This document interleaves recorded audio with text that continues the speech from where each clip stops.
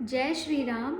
7वें अध्याय ज्ञान विज्ञान योग का 11वां श्लोक। बलम बलवतां चाहम कामराग विवर्जितम धर्मा विरुद्धो भूतेषु कामो अस्मि भरतर्षभ। बलम बलवतां चाहम कामराग विवर्जितम धर्मा विरुद्धो भूतेषु कामो अस्मि भरतर्षभ।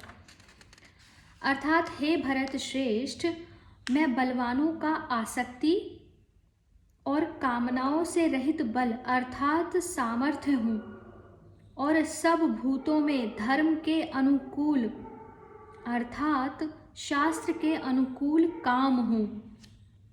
इस श्लोक का स्पष्टीकरण कीजिए। उत्तर है कि जिस बल में कामना, राग, अहंकार तथा क्रोध आदि का संयोग है वह तो आसुर बल है। जिस बल का वर्णन आसुरी संपदा में किया गया है 16वें अध्याय का 18वां श्लोक, और जिसके त्यागने की बात कही है 18वें अध्याय का 53वां श्लोक, इसी प्रकार धर्म विरुद्ध काम भी आसुरी संपदा का प्रधान गुण होने से समस्त अनर्थों का मूल, नरक का द्वार और त्याज्य है।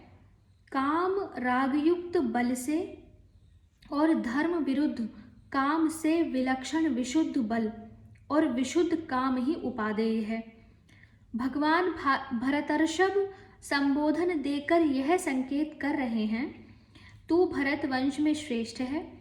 तेरे अंदर न तो यह आसुर बल है और न वह अधर्म मूलक दूषित काम ही है। तेरे अंदर तो कामना और आसक्ति से रहित शुद्ध बल है और धर्म से अविरुद्ध विशुद्ध काम है। बलवानों का ऐसा शुद्ध बल तत्व और भूत प्राणियों का विशुद्ध काम तत्व मैं ही हूँ। इस प्रकार प्रधान प्रधान वस्तुओं में सार रूप से अपनी व्यापकता बतलाते हुए भगवान ने प्रकारांतर से समस्त जगत में अपनी सर्वव्यापकता और सर्वस्वरूपता सिद्ध कर दी। अब अपने को ही त्रिगुणमय जगत का मूल कारण बतलाकर इस प्रसंग का उपसंहार करते हैं। ये चैव सात्विका भावा राजसास्ताम साश्चते मत्त एवेति तान विद्धि न त्वहम तेषु ते मयि। ये चैव सात्विका भावा राजसास्ताम साश्चर्ये मत्त एवेति तान विद्धि न त्वहम तेषु ते मयि। अर्थात और भी जो सत्व गुण से उत्पन्न होने वाले भाव हैं और जो रजोगुण से तथा तमोगुण से होने वाले भाव हैं, उन सबको तू मुझसे ही होने वाले हैं ऐसा जान, परंतु वास्तव में उनमें मैं और वे मुझ में नहीं हैं। प्रश्न है कि सात्विक, राजस और तामस भाव किसके वाचक हैं एवं उन सबको भगवान से होने वाले समझना क्या है। उत्तर है कि मन, बुद्धि, अहंकार, इंद्रिय, इंद्रियों के विषय, तन्मात्राएं, महाभूत और समस्त गुण, अवगुण, कर्म आदि जितने भी भाव हैं सभी सात्विक, राजस और तामस भावों के अंतर्गत हैं। इन समस्त पदार्थों का विकास और विस्तार भगवान की अपरा प्रकृति से होता है और वह प्रकृति भगवान की है, अतः भगवान से भिन्न नहीं है।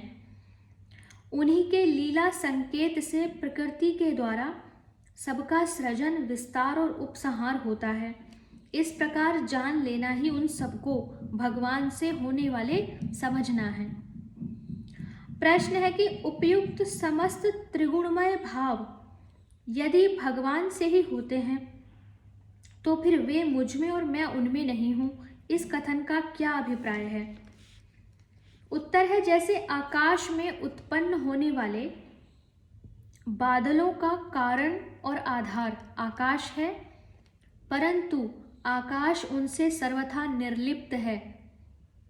बादल आकाश में सदा नहीं रहते और अनित्य होने से वस्तुतः उनकी स्थिर सत्ता भी नहीं है, पर आकाश बादलों के न रहने पर भी सदा रहता है।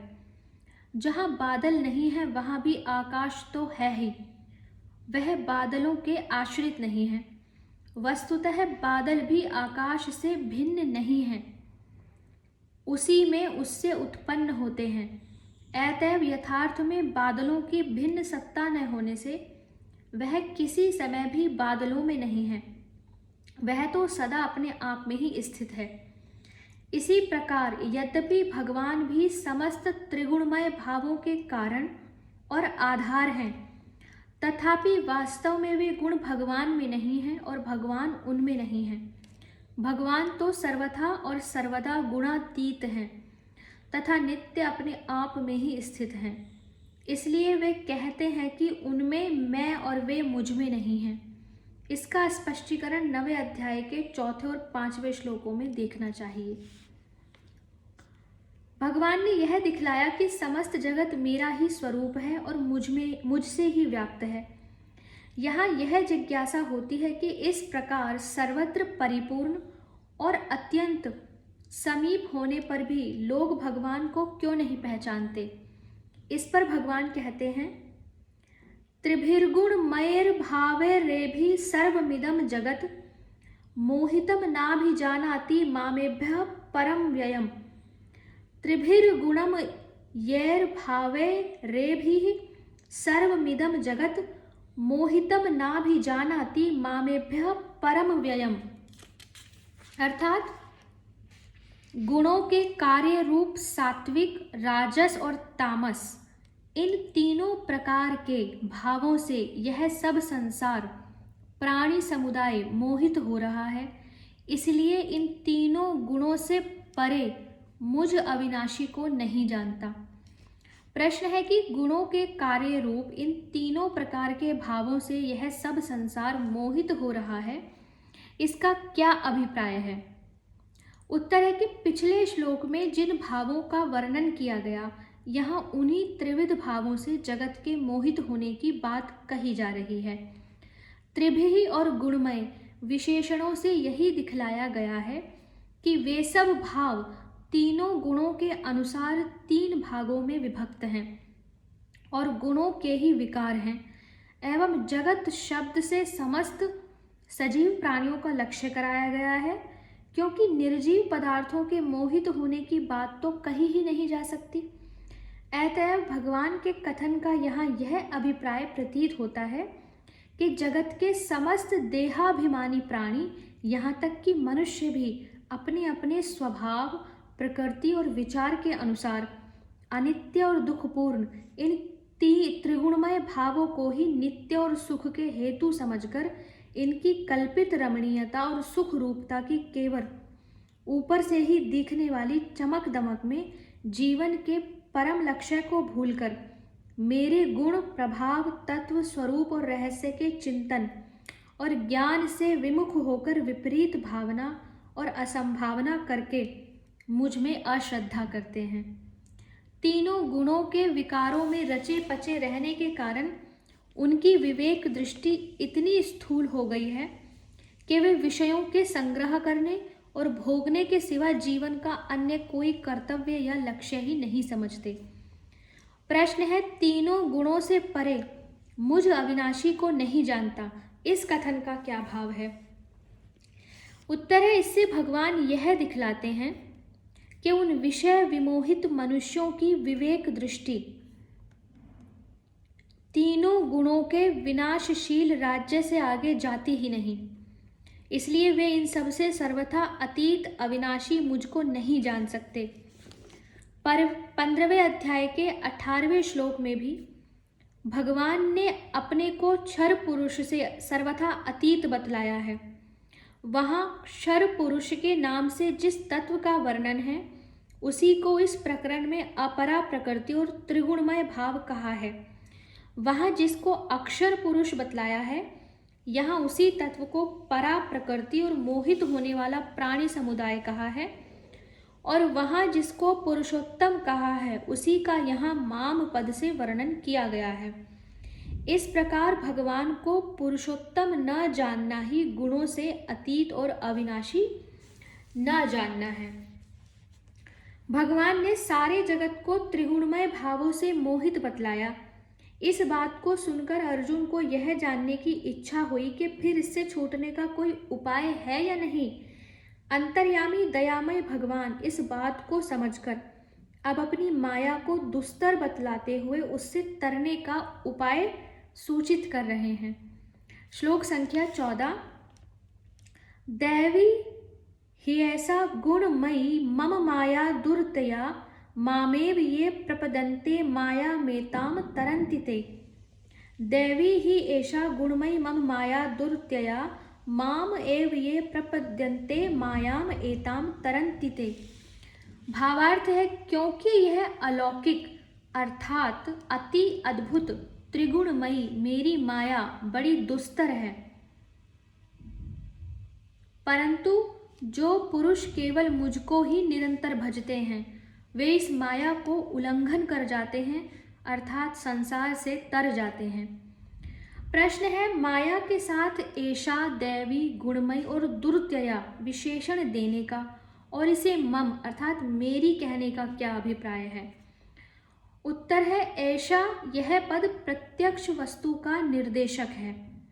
यह किसी भी वस्तु को हम जब इंगित करते हुए कहते हैं यह, उसके लिए ऐशा शब्द है और प्रकृति कार्य रूप में ही प्रत्यक्ष है।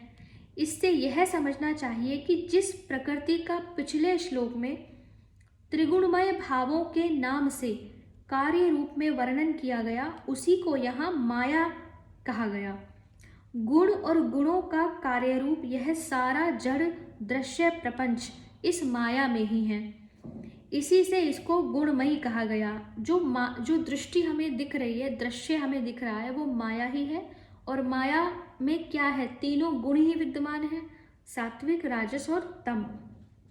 यह माया बाजीगरों या दानवों की माया की तरह साधारण नहीं है।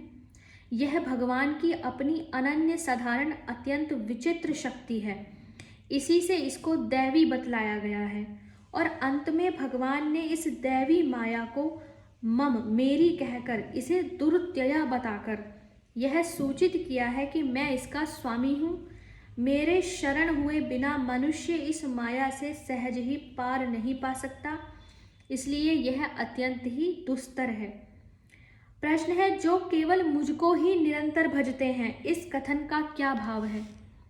उत्तर है, जो एकमात्र भगवान को ही अपना परम आश्रय, परम गति, परम प्रिय, परम प्राप्य मानते हैं तथा सब कुछ भगवान का या भगवान के लिए ही है ऐसा समझकर जो शरीर, स्त्री, पुत्र, धन, ग्रह, कीर्ति आदि में ममत्व और आसक्ति का त्याग करके उन सबको भगवान की ही पूजा की सामग्री बनाकर भगवान के रचे हुए विधान में सदा संतुष्ट रहकर भगवान की आज्ञा के पालन में तत्पर और भगवान के स्मरण परायण होकर अपने को सब प्रकार से निरंतर भगवान में ही लगाए रखते हैं, वे ही पुरुष निरंतर भगवान का भजन करने वाले समझे जाते हैं।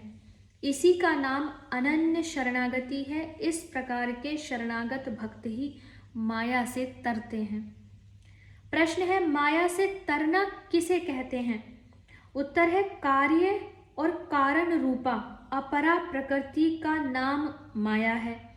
मायापति परमेश्वर के शरणागत होकर उनकी कृपा से इस माया के रहस्य को पूर्ण रूप से जानकर इसके संबंध से सर्वथा छूट जाना और मायातीत परमेश्वर को प्राप्त कर लेना ही माया से तरना है। श्लोक संख्या 15 से आगे की वीडियो में हम पढ़ेंगे।